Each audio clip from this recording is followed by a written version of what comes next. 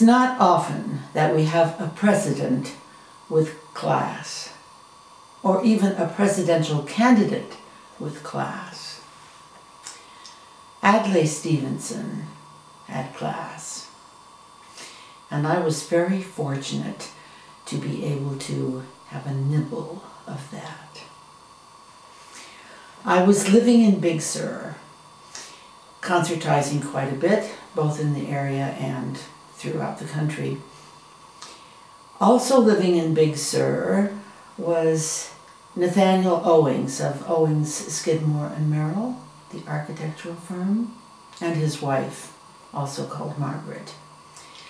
They lived in a very small A-frame house, which you can still see if you're traveling Big Sur. It's perched out on a cliff over the ocean. Talk was rife throughout the community that there was going to be a big, big wedding.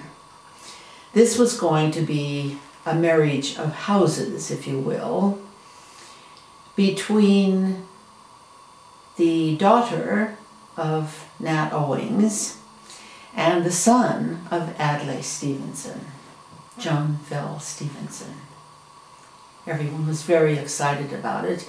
There was going to be a wedding for family only in the little A-frame, and then a giant reception at Nepenthe, where all the big shots would come, Governor Edmund Brown and everybody you could think of. A few weeks before the wedding, I got a telephone call from Margaret Owings saying, "Oh, you may have heard we're having a little wedding down here, and we thought you might like to play. We have a small harpsichord." I was not terribly impressed, especially since I suspected she was trying to get a freebie.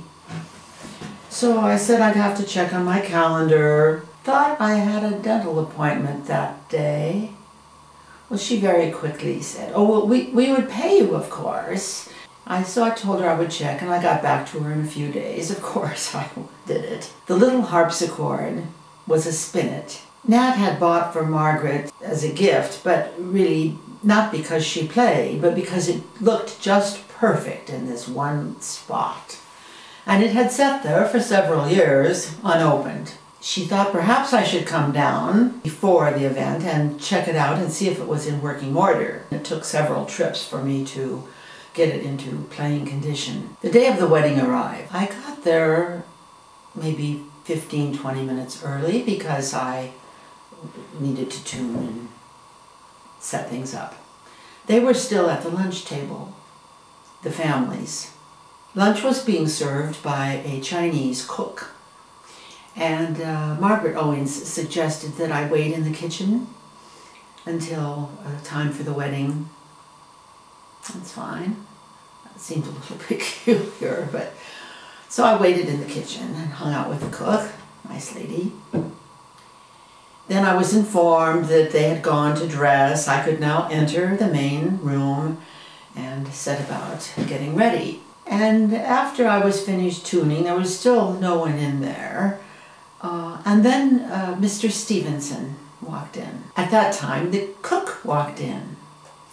And she had an autograph book with her. And she approached him and asked him, would he please autograph her book? She would like to give it to her daughter. He was so unbelievably gracious. I was very impressed with the conversation he proceeded to have with her. This servant, who had been treated like a servant, was now a friend of his. The wedding went smoothly, and I went to the reception. It was gigantic and lavish, and the receiving line was long. I went through the line, greeted everyone, and when I got to him, he took my hand and looked at me and said, "You know, I only have one regret about this wedding, and that is that I did not hear enough harpsichord. That's class." It didn't matter whether he meant it or not. that he said it, that showed class to me.